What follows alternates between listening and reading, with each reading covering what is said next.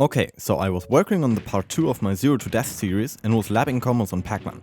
I tried a few things, nothing worked and I got really frustrated. He's too floaty to grab after forward airs or nairs, he doesn't land on the platform after up air, up tilt doesn't combo into anything more, it just seemed impossible to get a true Zero to Death. But then I remembered something. You see, getting combos into Helikick other than down throw and landing up air is really hard. The only combo starters left are rising up airs on platforms or up tilt. Both of those work very well at percents above 60 or 70, but before that there are some problems. The biggest one? Grounded up specials. The grounded version of Helikick is not only weaker than the aerial one, it also doesn't have a lot of reach. So to get kills and combo into it, you almost always want to get the aerial version. But the thing is, you can't buffer an aerial Helikick.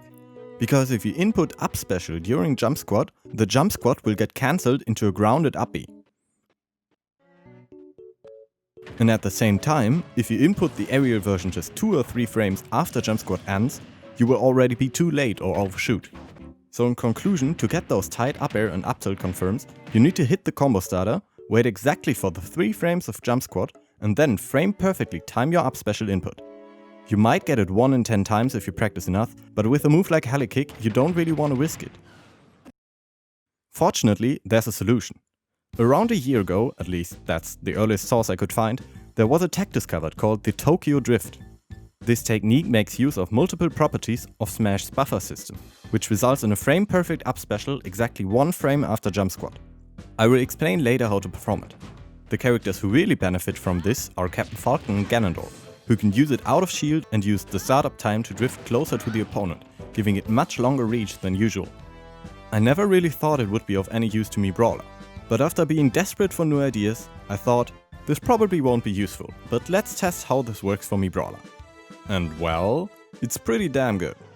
As you can see here, a grounded Helikick has its max horizontal reach at around the second big square. The vertical reach stops 1.5 small squares before the second big square. Now, when you input up special on the first frame after jump squat, the horizontal range increases by 3.5 small squares and the vertical reach by a whopping 15.5 squares. As you can probably guess, this is a lot easier to combo into from up tilt and up air than the grounded version is. Potential combos now are up tilt into Helikick, up air into Helikick, up air into up tilt into Helikick, and more advanced stuff like this.